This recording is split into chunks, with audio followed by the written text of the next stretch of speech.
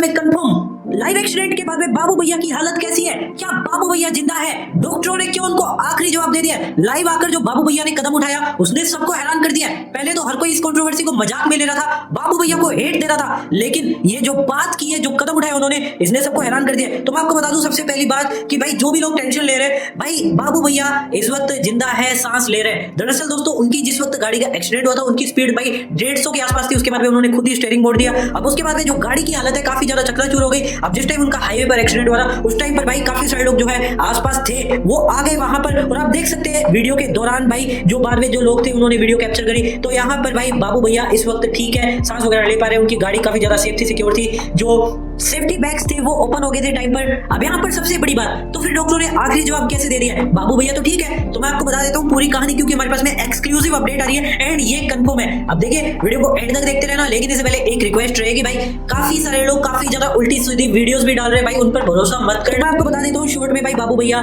की हालत है वो काफी ज्यादा गंभीर है। अब यहाँ पर ऐसा नहीं है कि भाई वो जिंदा बच गए तो उनको चोट नहीं लगी, उनको चोट भाई सर में लगी है, उनको चोट लगी है गंभीर पैर में, उनके पेट पर भी काफी तगड़ी चोट आई है। जब उनका एक्सीडेंट हुआ स्थानीय लोग जब उनको हॉस्पिटल ले गए तो उस दौरान क्या हुआ, तो मैं आपको बता दूं उस दौरान डॉक्टरों ने सबसे पहले प्राथमिक तौर पर UK07 राइडर का ट्रीटमेंट करा, जो भी इमरजेंसी ट्रीटमेंट होता है वो सब कुछ करा, इमरजेंसी वार्ड में लेकर गए। उसके बाद में इस टाइम पर उनकी हालत ठीक है, लेकिन तीन चीजें बताई जा रही है। सबसे पहली चीज ये कि UK07 राइडर रिस्पॉन्ड ही नहीं कर रहे, लिटरली ट्रीटमेंट उनका चल रहा है, दवाइयां उनकी चल रही है, मानो उनकी जीने की इच्छा खत्म हो चुकी है, वो रिस्पॉन्ड ही नहीं कर रहे, वो रोए जा रहे। डॉक्टर उनको बोल रहे हैं कि भाई शांत हो जाइए, सब कुछ ठीक हो जाएगा। लेकिन भाई अगर ऐसे करते रहेंगे तो ठीक नहीं होगा, क्योंकि उनकी हालत काफी ज्यादा खराब है। अब यहाँ पर सबसे बड़ी बात यह है, एक अपडेट आ रही है कि भाई हॉस्पिटल में UK07 राइडर को स्थानीय लोग लेकर गए, कुछ दोस्त आए, लेकिन घर वालों में से अभी भी कोई नहीं आया।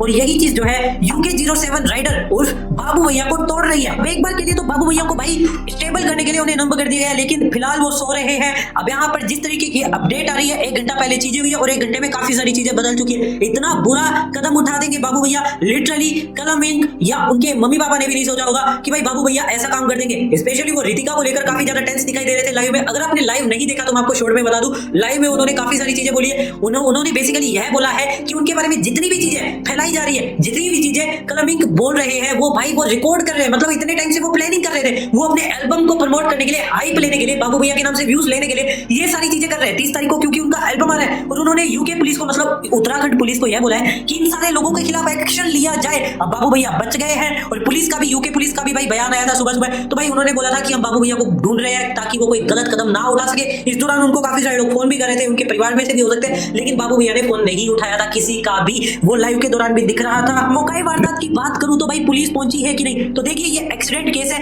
जब भी हॉस्पिटल में लेकर जाया जाता है एक्सीडेंट केस, तो भाई सबसे पहले पुलिस ही इन्वॉल्व होती है। और ये लाइव पर, मतलब उत्तराखंड का हाई प्रोफाइल केस बन चुका है। लाइव पर करीब 80 से 90 हजार तो लोग वैसे देख रहे थे। और इस टाइम पर जैसे ये वीडियो लाइव हुआ, जो लाइव वीडियो जो है UK07 राइडर ने खत्म किया, उसके बाद में इंटरनेट फट गया। लिटरली हर जगह पर यही चीजें ट्रेंड हो रही है कि कोई इंसान किस मेंटल सिचुएशन में होगा कि उसने ऐसा कदम उठा लिया। अब यहाँ पर जो यूके पुलिस है, उत्तराखंड पुलिस है, इस मामले की काफी ज्यादा तहे दिल से, मतलब पूरे डेडिकेटेड मन के साथ में, पूरे लगन के साथ में जो है जांच कर रही है। अब बात करें उत्तराखंड के लोकल लोगों के रिएक्शन की कि भाई उनका किसके साथ में पक्ष है, तो यहाँ पर देखिए वैसे तो मैटर नहीं करता, सारी चीजें फैक्चुअल बेसिस पर होगी। अब सबसे बड़ी बात तो यही थी ना कि UK07 राइडर हर चीज डॉक्यूमेंट नहीं करते। उनके हिसाब से UK07 राइडर ने बोला कि मैं हर चीज रिकॉर्ड नहीं करता। अगर सबूत देने की बात है तो बहुत सारे सबूत ऐसे हैं कि मैं दे सकता हूं। उन्होंने भाई लाइव आने से पहले जो है एक वीडियो भी अपलोड की थी, वो वीडियो भी मैं आपको दिखा दूंगा। लेकिन यहाँ पर अगर कलम इंक जो है सबूतों के आधार पर चीजों को मैनिपुलेट करने पर आए अकॉर्डिंग टू UK07 राइडर, तो डेफिनेटली लीगली UK07 राइडर जो है बैटल हार सकते हैं।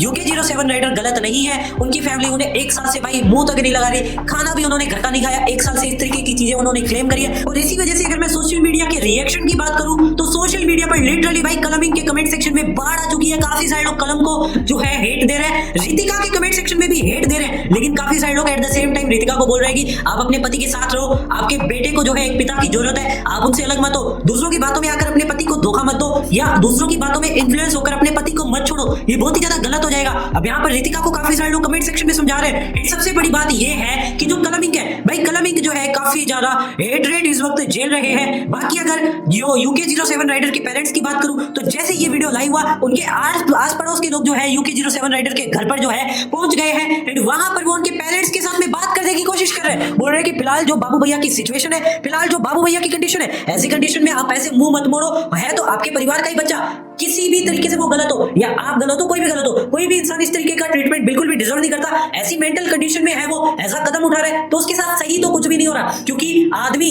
अपने शरीर को नुकसान पहुंचाता है वो आखिरी ही चीज होती है। अब यहाँ पर इस तरीके से उनके परिवार वालों को भी समझाया जा रहा है। एंड अपडेट्स ये है कि भाई जो उनके परिवार वाले हैं भाई वो कहीं ना कहीं थोड़ा बहुत गिल्टी फील कर रहे हैं। एंड इसके बाद में वो अभी UK07 राइडर से हो सकता है मिलने के लिए जाए, लेकिन मोटा मोटी बात ऐसी है कि भाई UK07 राइडर काफी ज्यादा टूटे हुए हैं, काफी ज्यादा बिखरे हुए हैं। और ऐसे में अगर उनको किसी चीज की जरूरत है वो है प्यार की जरूरत, फैमिली सपोर्ट की जरूरत। और इस टाइम पर हर कोई बंदा यही समझा रहा है इनके परिवार वालों को कि अगर आपके परिवार में कोई भी दिक्कत है, कोई भी परेशानी है, भाई लीगल खेलने से, वैसे तो अभी ये बात बहुत ज्यादा आगे निकल चुकी है, कहीं ना कहीं लीगल अथॉरिटीज इसमें इन्वॉल्व होगी, लेकिन ये बात सोशल मीडिया पर इस तरीके से उछालने की जरूरत नहीं थी। अगर बाबू भैया ने इस तरीके का कदम उठाया तो अल्टीमेटली आप जाकर बात संभाल सकते थे, एज अ पेरेंट आप जाकर जो है उससे मिल सकते थे। वो आपको कॉन्टेक्ट करने की कोशिश कर रहा था, आप चीजें सॉर्ट आउट कर लेते, आप चाहते तो उसे अपने घर पर बुला लेते, क्योंकि उसे तो घर के खाने की जरूरत थी, माँ के प्यार की जरूरत थी, पिता के दुलार की जरूरत थी, तो वो कुछ मांग भी नहीं रहा था। इस तरीके से लोग समझा रहे हैं। अब यहाँ पर होपफुली उनकी फैमिली को पछतावा हो रहा होगा, लेकिन डेफिनेटली भाई अगर ऐसी सिचुएशन में भी पछतावा नहीं होता तो कुछ ना कुछ तो भाई इनकी फैमिली वालों के साथ भी गलत है, क्योंकि